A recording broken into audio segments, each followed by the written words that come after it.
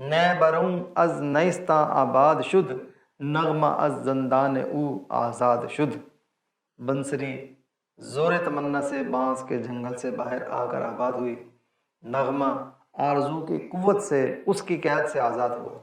نئے بانسری بروں باہر از نیستاں نڑیوں کے جنگل سے آباد شد، وہ آباد ہوئی، زندان او اس کی قید۔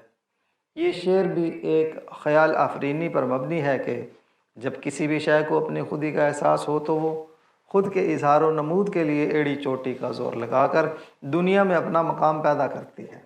کھوکھلے وجود نے نڑیوں کو اس خیال سے پریشان کر دیا کہ دنیا میں ہمارا کیا کردار ہوگا۔ اسی پریشانی سے ان کے دل میں بانسری بن جانے کی خواہش پیدا ہو گئی۔ یہ تمنا جب شدید تر ہوئی تو انہوں نے اپنے جنگل کو چھوڑ کر باہر کسی آبادی میں آباد ہونے کا فیصلہ کر لیا۔ نڑیوں کے وجودی خلا میں ہی نغموں کو احساس ہوا کہ ان کے سروں کا طوفان بانسری کے سینے میں قید ہے، ہمیں تو یہاں سے رہائی ملنی چاہیے۔ اسیری کے غم سے نغموں نے بانسریوں کے سینوں کو چھلنی کر دیا اور اس قید خانے سے تمام سروں کو آزاد کروا کے انہیں درد بھرے گیتوں کی صورت میں بکھیر دیا۔ اس طرح ایک احساس سے نڑیاں جنگل کی بیابانی سے رہا ہوئیں اور ایک سوچ نے نغموں کو بانسریوں کی قید سے آزادی دلوا دی۔ ایسے ہی انسانی خودی انسان کے جسم میں قید ہے اور تمام جسمانی وجود کے پردوں کو چاک کر کے اپنا اظہار کرنا چاہتی ہے۔ عقل ندرت کوش و گردوں تاز چیست، عقل ندرت پوش و گردوں تاز چیست، ہیج مدانے کے این اعجاز چیست۔ یہ کیا ہے کہ عقل نایاب علوم تلاش کرتے کرتے آسمان تک پہنچ جاتی ہے۔ یہ کیا معجزہ ہے کہ ناسمجھ عقل سب کچھ سمجھنا چاہتی ہے۔ ندرت کوش نایاب کی کوشش، گردوں آسمان، تاز دوڑ بھاگ حملہ، چیست کیا ہے، ہیت مدانے نا سمجھ، اعجاز معجزہ، خرق عادت بات۔ اس 15ویں شعر سے 24ویں شعر تک اقبال نے عقل اور علم کو موضوع بنا کر ان کی حقیقت کو واضح کیا ہے۔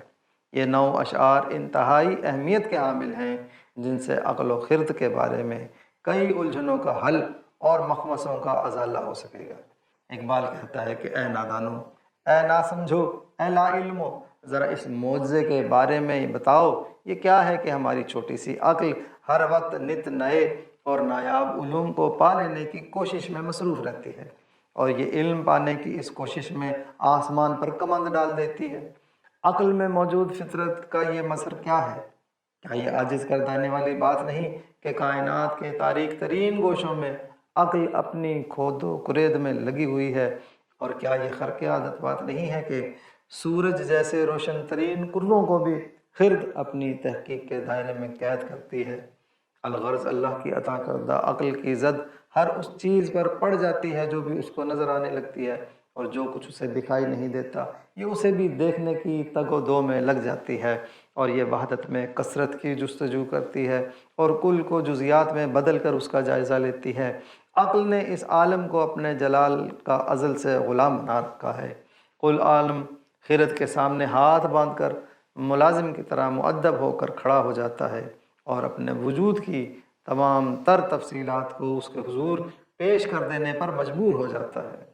ہر خاکی و نوری پہ حکومت ہے خرد کی، ہر خاکی و نوری پہ حکومت ہے خرد کی، باہر نہیں کچھ عقل خداداد کی زد سے، عالم ہے غلام اس کے جلال ازلی کا، عالم ہے غلام اس کے جلال ازلی کا، ایک دل ہے کہ ہر لحظہ الجھتا ہے خرد سے، زندگی سرمایہ دار از آرزوست، زندگی سرمایہ دار از آرزوست، عقل از زائدگان بطن اوست۔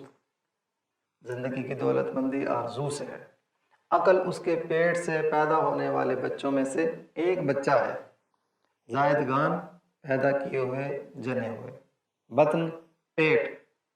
ہر جاندار میں زندگی کی دولت مندی آرزو کی وجہ سے ہے، اور جسموں میں عقل کی پیدائش آرزو کے پیٹ سے جنم لیتی ہے۔ جس جسد میں آرزو جتنی مضبوط ہوتی ہے اس میں عقل اور دماغ اتنا ہی قوی اور ترقی یافتہ ہوتا ہے، اور جن اجسام میں تمنا ضعیف ہوتی ہے ان کے اندر اسی قدر عقل کی کمی واقع ہو جاتی ہے۔ یہ شوق اور اشتیاق ہے جو عقل کو سینچتا ہے، اسے پروان چڑھاتا ہے اور ہر لحاظ سے مضبوط بنا کر ستاروں اور سیاروں کو تسخیر کرنے کے قابل بناتا ہے۔ لہٰذا بلند آرزو ہی عقل کی آبیاری کر کے اسے اپنے ہدف کے حصول کے لائق بناتی ہے۔ جو لوگ اپنے فکر کو بلند رکھتے ہیں وہ اپنی عقل کے تیر آسمان کے سینے پر داغتے ہیں اور اپنے تخیل کا پھندا سورج اور چاند پر ڈال کر اجرام فلکی کو قید کرنے کی ہمت رکھتے ہیں۔ خدنگ سینہ گردوں ہے اس کا فکر بلند، خدنگ سینہ گردوں ہے اس کا فکر بلند، کمند اس کا تخیل ہے مہر و ماہ کے لیے۔ اس کے برعکس جو آج کل کے سیاستدان ہیں وہ اپنا تعلق زمین سے اوپر بلند ہی نہیں کرتے، وہ مٹی میں ایسے بندھ جاتے ہیں کہ اپنی عقل کو چیونٹیوں اور مکھیوں میں الجھا کر رکھتے ہیں۔ ان کی عقل کی کمند مکڑی کے جالے جیسی ہوتی ہے جس سے کوئی بڑا شکار نہیں کھیلا جا سکتا۔ البتہ وہ قافلہ خوش نصیب ہے جس کے رہنما کے جذبات عالی ہوں اور اس کا فکر عالم ملکوت کی سیر کرتا ہو۔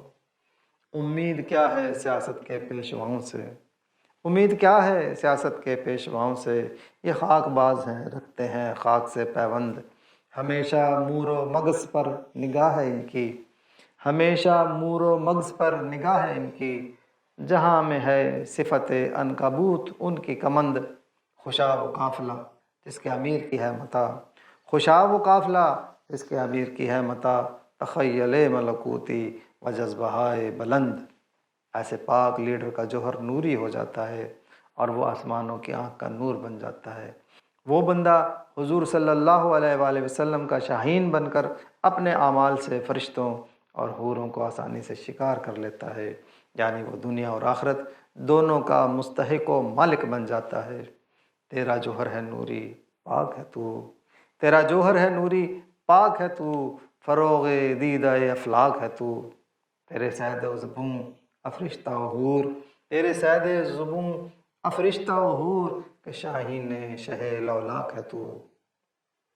چیست نظم قوم و آئین و رسوم، چیست نظم قوم و آئین و رسوم، چیست راز تازگی ہائے علوم۔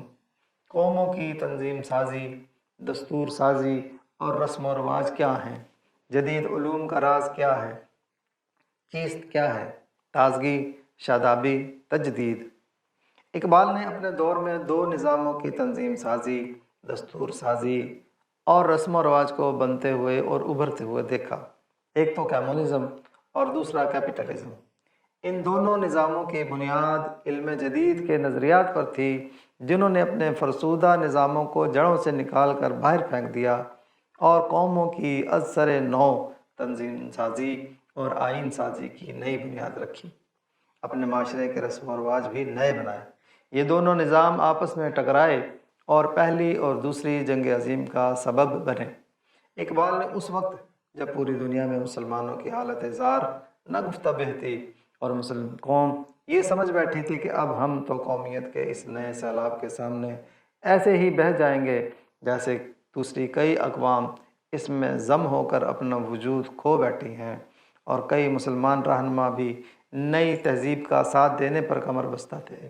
ایسے میں اقبال نے ان دونوں نظاموں کو اسلامی طرز زندگی کی کسوٹی پر پرکھا، ان کا غیر جانبدارانہ تجزیہ کیا، ان کی خابیوں اور خوبیوں کی بات کی، ان کے نظاموں میں چھپی ہوئی اسلام دشمنی کو واضح کیا اور انتہائی زور و شور سے مغرب کے سیاسی، معاشی اور معاشرتی نظریات کے تار و پود کو بکھیر دیا، اور ساتھ ہی امت مسلمہ کو سنبھالا بھی دیا کہ قوم رسول ہاشمی صلی اللہ علیہ وآلہ وسلم کا موازنہ اقوام مغرب سے نہیں کیا جا سکتا۔ وہ اپنے ممالک کی بنیاد رنگ و نسل پر رکھتے ہیں اور ہمارے ملک کی بنیاد دین اسلام پر ہے، لہذا دین پر اپنی گرفت مضبوط رکھو گے تو بچ سکو گے، اور اسی دین کو دور جدید کے تقاضاؤں کے مطابق ڈھالنے کے لیے اجتہاد سے کام لے کر دینی علوم کی تجدید کر کے نافذ کرنا ہوگا۔ اپنی ملت پر قیاس اقوام مغرب سے نہ کر، اپنی ملت پر قیاس اقوام مغرب سے نہ کر، خاص ترکیب میں قوم رسول ہاشمی، ان کی جمعیت کا ہے ملک و نسب پر نثار، ان کی جمعیت کا ہے ملک و نسب پر انحصار، قوت مذہب سے مستحکم ہے جمعیت تری، دامن دی ہاتھ سے چھوٹا تو جمعیت کہاں، دامن دی ہاتھ سے چھوٹا تو جمعیت کہاں، اور جمعیت ہوئی رخصت تو ملت بھی گئی۔ اقبال نے ساتھ ہی یہ درس دیا کہ یہ دنیا عالم ایجاد ہے، اور ہر دور کی صفت یہ ہے کہ صاحب ایجاد کے گرد ہی دنیا جمع ہوتی ہے، لہٰذا اپنی خودی کی حفاظت نت نئی ایجادات سے کرو، اور تقلید کا راستہ چھوڑ کر اپنے دین و مذہب کی، قرآن و سنت کی رہنمائی میں نئی تعبیر کر کے اسے نئے دور کے تقاضاؤں سے ہم آہنگ کر دو۔ جو عالم ایجاد میں ہے صاحب ایجاد، جو عالم ایجاد میں ہے صاحب ایجاد، ہر دور میں کرتا ہے طواف اس کا زمانہ۔ تقلید سے ناکارہ نہ کر اپنی خودی کو، تقلید سے ناکارہ نہ کر اپنی خودی کو، کر اس کی حفاظت کہ یہ گوہر ہے یہ گانا۔